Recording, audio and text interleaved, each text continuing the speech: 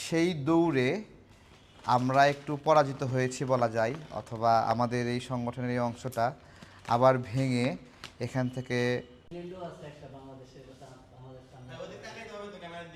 না তাকান লাগবে না দাদা, নাও হাত লাগাও।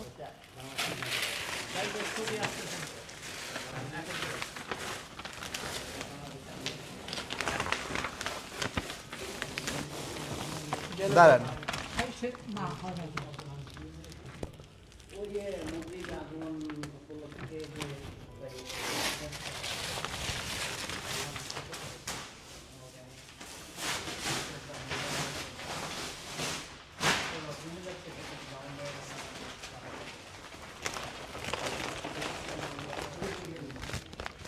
আসসালামু আলাইকুম।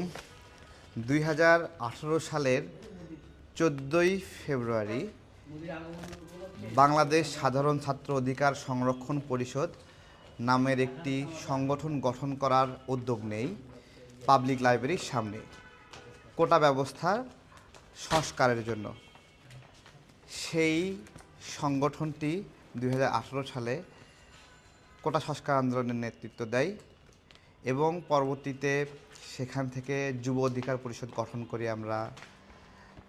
এরপরে গণ অধিকার পরিষদ, শ্রমিক অধিকার পরিষদ, এবং সেই গণ অধিকার পরিষদের নাম আপনারা সবাই শুনেছেন। আজকে যেই ছাত্র অধিকার পরিষদের সংগঠনের নাম আমি স্ট্যাবলিশ করেছিলাম 2018 সালে, তখন এখন যারা আপনার পরিচিত মুখ দেখেন তারা কেউ কিন্তু ছিল না। আমরা পাবলিক লাইব্রেরি থেকে এটা আমি স্মরণ করছি মিনা আলামিন ভাই, স্মরণ করছি আরিফ, সুমন কবির, তারা আমাদের এই দলের নামকরণের সময় ছিলেন। এছাড়া আরও যারা ছিলেন তাদেরকে আপনারা কেউ চেনেন না। তো আমাদের একটা বিবাদের মধ্য দিয়ে গণ অধিকার পরিষদ দুটা অংশে ভাগ হয়ে যায়। আমরা দীর্ঘদিন ধরে গণ অধিকার পরিষদের একটা অংশ ভারতের আগ্রাসন বিরোধী লড়াইয়ের বিভিন্ন ক্যাম্পেইনের মাধ্যমে দেশের জন্য কিছু কাজ করার চেষ্টা করছিলাম। তো সেই দৌড়ে আমরা একটু পরাজিত হয়েছি বলা যায়, অথবা আমাদের এই সংগঠনের এই অংশটা আবার ভেঙে এখান থেকে ফারুক হাসান সহ কয়েকজন চলে গেছে। তো এই মুহূর্তে আমরা মাঠ পর্যায়ে কাজ করতে অনেক সমস্যা হচ্ছে। এই নাম নিয়ে আমরা অনেক সাইবার হ্যারাসমেন্টের শিকার হচ্ছি, তারপরে ফিজিক্যালি হামলার শিকারও হয়েছি। অনেক ভেবেচিন্তে আমাদের ভারতের আগ্রাসন বিরোধী লড়াইয়ের এই জায়গাটা ক্ষতিগ্রস্ত হওয়ায় আমরা চিন্তা করেছি এই নামটা আমরা পরিবর্তন করে নেব। আজকে নিজ হাতে এটা খুললাম।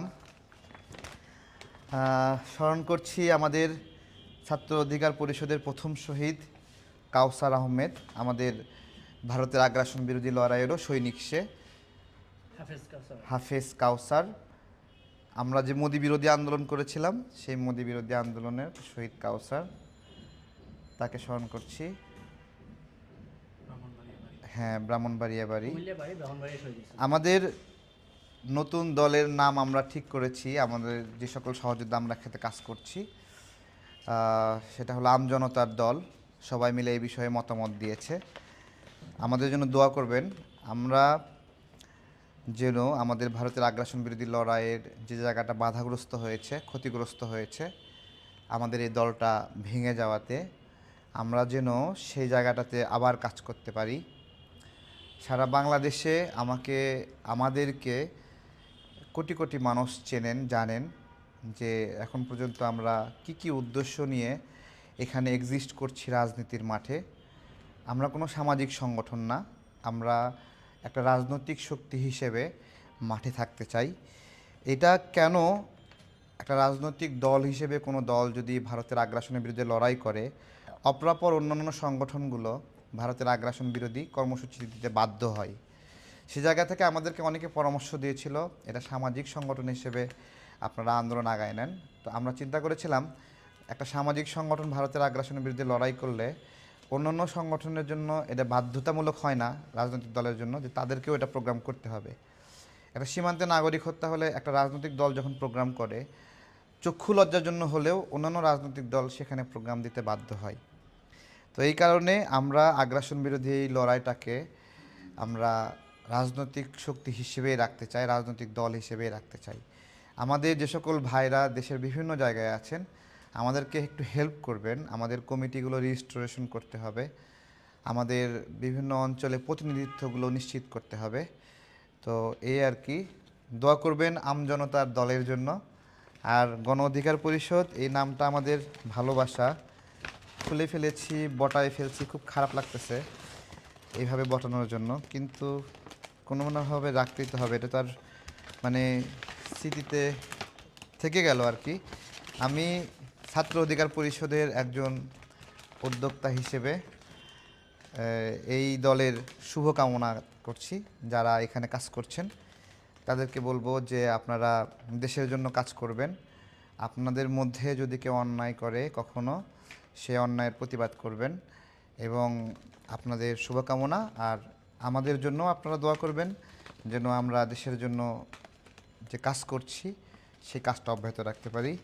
এখানে পুরনো সহযোদ্ধাদের মধ্যে আমাদের কয়েকজনের একটু ছোট একটা বাইটস আমরা নেই নাকি। আমাদের টিসিএম দাদা আছে এখানে, সে নিজ হাতে আজকে খুলেছে। দাদা কি অবস্থা বলো কিছু। গণ অধিকার পরিষদ যখন আত্মপ্রকাশ করে তারও আগে থেকে আমরা যুব অধিকার, ছাত্র অধিকার পরিষদ এগুলি নিয়ে কাজ করছিলাম। সর্বশেষ আমরা গণ অধিকার পরিষদ আত্মপ্রকাশ করি।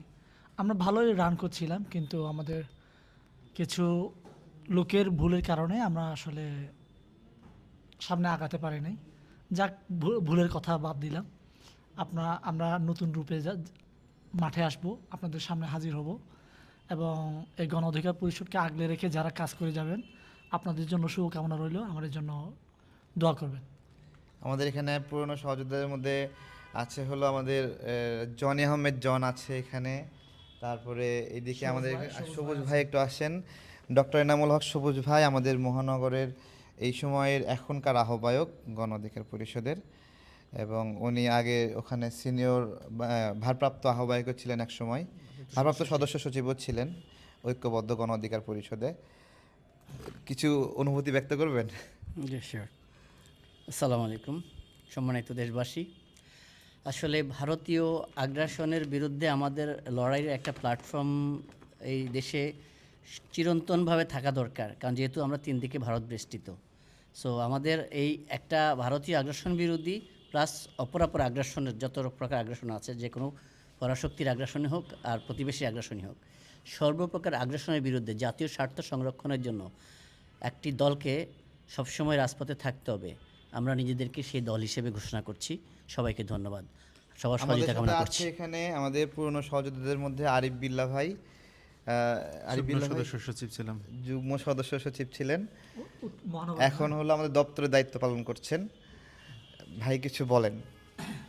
আসলে গণ অধিকার পরিষদ তো যখন কোটা আন্দোলন হইতো তখন থেকেই আমরা সেখানে উপস্থিত থাকতাম। হয়তো কমিটিতে ছিলাম না, কিন্তু সেই জায়গায় আমরা থাকতাম, দেখতাম, ভালো লাগতো। আমরা আন্দোলনগুলোতে সবসময় সম্পৃক্ত থাকতাম।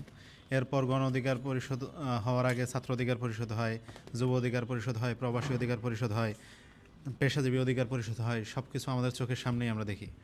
সর্বশেষ যখন গণ অধিকার পরিষদ হয় তখন গণ অধিকার পরিষদের মহানগরের দায়িত্বে আসি।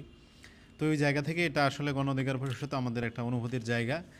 তারপরেও আজকে আমরা এক প্রকার মানে আমাদের নেতাকর্মীদের চাওয়ার পরিপ্রেক্ষিতে এই নামটা পরিবর্তন করে আমরা সেই পুরনো লোকগুলো সহ আরও নতুন সহযোদ্ধাদেরকে নিয়ে আমরা আরও ভালোভাবে আসছি আপনাদের জন্য, দেশের জন্য কাজ করার জন্য। ধন্যবাদ।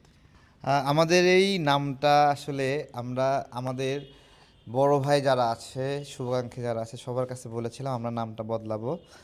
তো তাদের কাছে নাম প্রার্থনা করেছিলাম।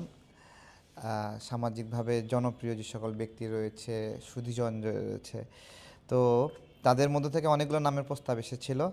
এর মধ্য থেকে আমজনতার দল এই নামটি আমাদের কাছে প্রস্তাব আমরা যখন চেয়েছিলাম, এটা পিনাকি দাদা পছন্দ করে দিয়েছিলেন। দাদা অনেক ধন্যবাদ, আপনার প্রস্তাব করা এই নামটি আমাদের সংগঠনের সবাই পছন্দ করেছে। আমি জানি না দেশের আপামর জনগণ এটাকে কীভাবে নেবে। তো যাই হোক, আমাদের নামটা ভালো বা যতটুকু যেরকমই হোক, আমরা চাই দেশের জন্য কিছু কাজ করতে। দেশবাসীর কাছে আমাদের আহ্বান যেটা, যে আপনারা অনেকে দ্বিধাগ্রস্ত আছেন যে কোন রাজনীতিটা করবেন। আপনাদের সে সকল দ্বিধাগ্রস্ত মানুষকে অনুধাবনের জন্য বলবো যে সার্বভৌমত্বের সংকটে আছে বাংলাদেশ। আমরা সবাই নিজ নিজ জায়গা থেকে ফিল করি ভারতের আগ্রাসনের বিষয়টি। এই জায়গাটাতে আমরা যেহেতু লড়াই করছি, বন্ধুর মতো, সহযোগীর মতো, শুভাকাঙ্ক্ষী হিসেবে আমাদের এই দলের কার্যক্রমে আপনারা পাশে থাকবেন। বিভিন্ন এলাকায় কমিটি করব আমরা, সেই কমিটিগুলোতে যারা আগ্রহী আমাদের সাথে যোগাযোগ করবেন। এবং এই আর কি মোটামুটি। আর হলো সবার সহযোগিতা চাই, সবার দোয়া চাই, এটাই আর কি চাওয়া। দোয়া করবেন। আসসালামু আলাইকুম।